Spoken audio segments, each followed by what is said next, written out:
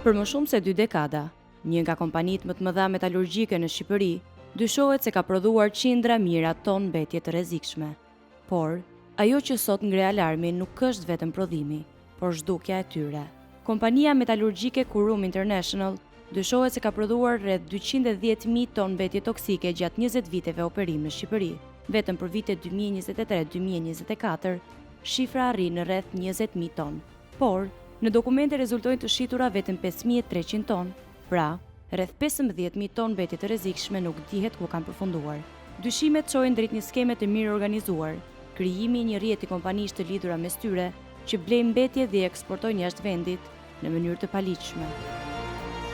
Skema u zbulua më 24 korrik 2024, pas një sinjalizimi nga një organizatë ndërkombëtare. 2 anije po transportonin mbetje të rrezikshme drejt Tajlandës, por rrugëtimi i tyre u ndërpre. Destinacioni final ishte Tajlanda, por autoritetet e Singaporit refuzuan t'i pranonin kontenierët për shkak të dyshimeve se përmbanin substanca të rrezikshme me pasoja të parikuperueshme për mjedisin.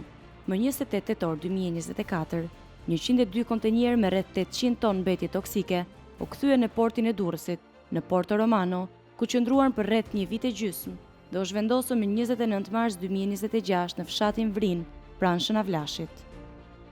Këto janë mbetje të proceseve kimike që ndodhin në uzinën e metalurgjikut dhe janë praktikisht ato që çlirohen në oxhakët e furrave të djegjes skorje në formë pluhuri, të cilat për shkak se përmbajnë grupin metaleve të rënda që quhen, po themi grimca pluhurore të metaleve të rënda. Patjetër mund të depërtojnë përmes traktit respirator edhe në sistemin e qarkullimit të gjakut dhe mandej pastaj shkaktojnë një mori problemesh së sëmundjesh për shëndetin e njerëzit, por nga ana tjetër edhe për botën e gjallë, për kafshët, edhe për bimët, pse jo për kafshët sidomos. Ekspertët theksojnë se Shqipëria nuk ka kapacitete për trajtimin e mbetjeve të rrezikshme, çka i detyron kompanitë t'i eksportojnë ato, por vetëm sipas rregullave ndërkombëtare. Shqipëria nuk ka kapacitete të trajtojë mbetje të rrezikshme, që vijnë jo vetëm nga industria e përpunimit metaleve, por edhe nga të tjera procese industriale dhe teknologjike. Pra Shqipëria nuk e ka këtë kapacitet për t'i trajtuar dhe si pjesë nënshkruese e Konventit të Bazelit, Shqipëria mund t'i transferojë mbetje. Pra Konventi i Bazelit bën pikërisht këtë lloj rregullimi të transferimit të mbetjeve të rrezikshme ndërmjet shteteve që janë nënshkruese. Gjykata e Durrësit ka vendosur masa sigurie për 33 persona të përfshirë në këtë skemë, ku, në përfundim të hetimeve 2 vjeçare, drejtuesit kryesorë të skemës mbi të cilët prokuroria ka ngritur akuza arritën ta ratisen. Hetimet zbulojnë një zinxhir kompanish të lidhura mes tyre në skemën e kontrabandimit të mbetjeve të rrezikshme. 102 kontenierët që u bllokuan 2 vite më parë përmbanin mbetjet e Kurumit, të cilat ishin blerë nga kompania Sokola ShPK, e cila ka blerë mijëra ton mbetje të deklaruara si oksid hekuri dhe ka shitur më pas përmes një kompanie në Kroaci, GS Minerals. Por, kjo kompani rezulton të jetë në pronësi të njëjtës familje, një adresë të thjesht banimi për një biznes që qarkullon qindra mijëra dollar. Një tjetër kompani në hetim është Alliance Resource, e cila ka blerë rreth 10.000 ton mbetje.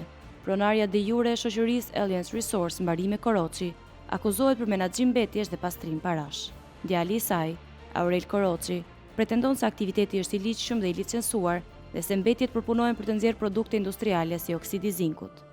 Ne marrim furat, mbetjet e Kurumit, mbetjet me përmbajtje zinku, i përzjejmë me karbon, i fusim në furr, gjatë kohës të prodhimit, ato zinku bëhet në